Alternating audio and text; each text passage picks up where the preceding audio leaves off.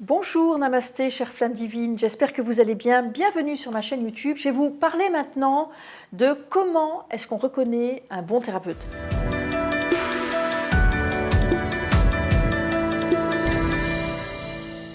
Alors pour moi, un bon thérapeute, je peux en parler, j'ai formé des centaines et des centaines et des centaines de thérapeutes, donc depuis 25 ans, je forme des thérapeutes, donc je peux en parler un rayon. Donc en tant que thérapeute, déjà, vous-même intérieurement, ne vous mentez pas à vous-même, vous devez savoir, est-ce que vous estimez que vous êtes un bon thérapeute, un excellent thérapeute ou pas, d'accord? Ça veut dire quoi? Ça veut dire, est-ce que vous travaillez régulièrement sur vous?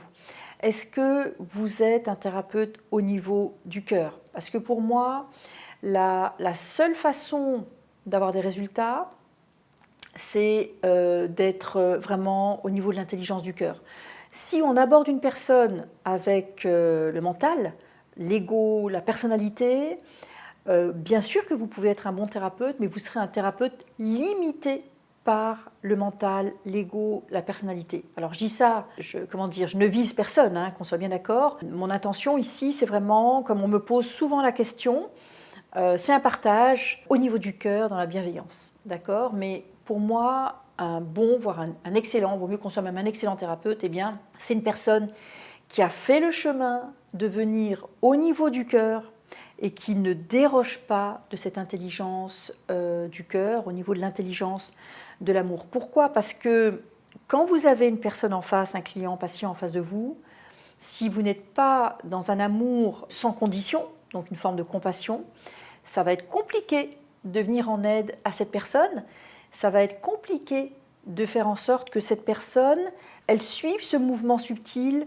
de l'ouverture, hein, parce que si vous êtes thérapeute, vous savez très bien que la personne, des fois, elle va venir avec son mental pour dire toc toc, bonjour, je veux un rendez-vous, ok, mais dès que vous allez commencer à gratter un petit peu pour toucher justement, un thérapeute est là, soit pour envoyer l'énergie, soit pour aller libérer une chose ou une autre douloureuse, difficile, et dès que vous allez aller, ou que votre technique, par exemple, ou votre posture de thérapeute va commencer à vouloir aller un peu plus en profondeur, la personne va se refermer comme une huître. Et si vous restez au niveau de l'ego, du mental, il ne se passera rien d'autre, il va y avoir de l'agitation, la personne va dire « Ah, c'est fantastique, ça m'a fait du bien ». Mais 2 semaines après, 3 semaines après, elle va dire « Bon, finalement, je ne vais pas retourner chez ce thérapeute parce que ça ne m'a pas apporté tant que ça, j'ai toujours mon truc ». Pour moi, un vrai thérapeute, c'est une personne qui a une vision vraiment complète de l'approche de l'être, d'accord, dans son faire, être et avoir, ou être, faire, avoir, etc. Et par rapport à ça, eh bien, vous avez un bon thérapeute doit avoir une approche vraiment complète. Quand vous avez une personne en face de vous, c'est pas juste une personne. Il y a toujours énormément de connexions parfaitement invisibles qui partent dans tous les sens, dans différents temps, différentes dimensions, différentes réalités. Bien souvent, la personne qui est en face, elle est là qu'à un faible pourcentage. Moi, j'ai déjà reçu des personnes qui étaient là, présentes à 10%, 15% de leur existence.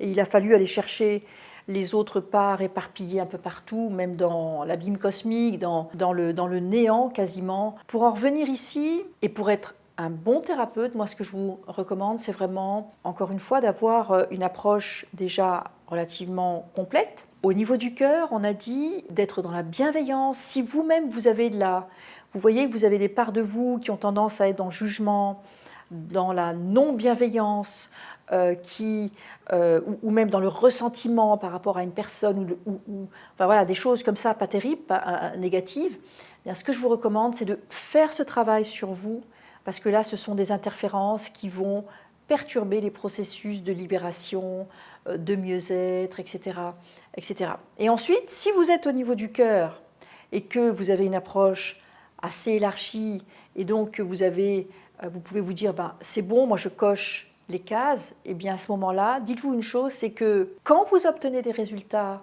ou quand vos patients, clients obtiennent des résultats, eh bien, ce que je vous recommande, c'est que ces résultats, ne vous les appropriez pas, ces résultats ne vous appartiennent pas. Vous avez été le facilitateur, vous avez été la facilitatrice, d'accord, mais il y a eu des résultats parce que la personne a bien voulu avoir des résultats. Il y a eu des résultats parce que l'âme de la personne était en accord avec ça, elle a bien voulu avoir des résultats.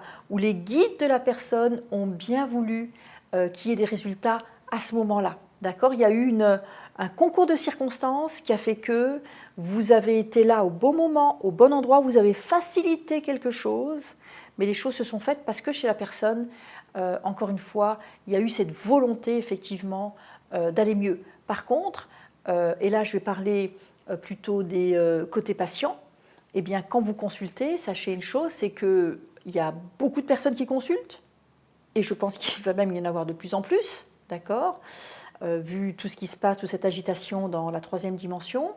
Mais quand vous consultez, soyez certain et soyez honnête envers vous-même. Est-ce que vous ne trouvez pas des bénéfices secondaires à cette situation, à cette maladie, à ce mal-être, à ce problème? Des fois, il y a des personnes qui ont compris que quand elles ne sont pas bien, on s'occupe d'elles. Vous avez remarqué, souvent, les enfants, par exemple, bon ben voilà, les parents, la maman s'occupent des enfants, allez, hop, hop, vite, à l'école, etc. Et puis, il y a des petits malins, entre guillemets, des petits malins intelligents, qui ont remarqué que, ah bah tiens, la maman, elle s'occupe de moi quand j'ai mal au ventre, quand j'ai mal à la tête, quand je suis tombée, quand j'ai un bobo, etc. Donc, le problème, c'est que le cerveau va intégrer, le système émotionnel de la personne, de l'enfant à ce moment-là, va intégrer, si je vais bien, on ne s'occupe pas de moi, et quand je vais mal, eh bien, je reçois de l'amour, de l'attention, etc., etc. Et ça, c'est un piège. Et d'autre part, dans notre société, il y a beaucoup, beaucoup de personnes qui ont intégré ça. Il y a trop de personnes qui trouvent normal de vivre dans la souffrance. Il y a beaucoup trop de personnes qui trouvent normal d'avoir des maladies. Il y a beaucoup trop de personnes qui trouvent normal de ne pas être en pleine forme, quel que soit leur âge. D'accord ? Il y a beaucoup trop de personnes qui trouvent normal que plus on avance en âge et plus on doit décrépir, par exemple. Ça, ce sont des paradigmes anciens. De ce fait-là, il y a beaucoup trop de personnes qui s'habituent à la douleur, qui trouvent normal de souffrir, etc., etc., qui trouvent normal de se balader avec leur valise, leur casserole, leur trauma, etc., etc. Non, ce n'est pas normal. Mais quand vous consultez, en tant que patient-client, si vous voulez vous débarrasser de quelque chose, posez-vous la question, ok, je ne vais pas bien et voilà ce que je vis. Imaginez-vous déjà, posez-vous la question, imaginons que demain, j'ai aucun problème, tout va bien. Comment serait ma vie si tout allait bien? Et essayez même de l'écrire, de le réfléchir, de vous projeter, etc., etc. Et si vous voyez que vous êtes en accord avec ça, je vous invite à consulter un thérapeute. Et à ce moment-là, vous allez tomber sur le bon thérapeute. On appelle ça le docteur karmique, c'est-à-dire on appelle ça la bonne personne pour vous à ce moment-là, parce que vous serez prêt vraiment à lâcher prise, à pardonner, à libérer, etc., etc. Si ce n'est pas le moment, eh bien, vous n'allez pas aller vers le bon thérapeute, la personne qui va vous apporter exactement ce que vous devez recevoir à ce moment-là, etc. Donc, pour en revenir à la question, comment est-ce qu'on reconnaît un bon thérapeute?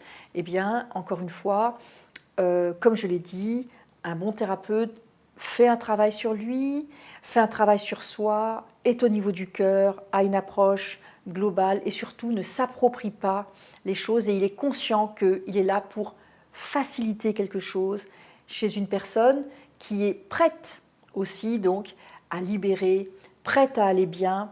Et dites-vous que quand vous allez bien, eh bien vous recevez encore plus d'amour, vous vous ouvrez plein de portes énergétiques sur la Terre, vous vous ouvrez plein de nouvelles réalités, plein de nouveaux chemins en fait potentiels justement pour une nouvelle vie.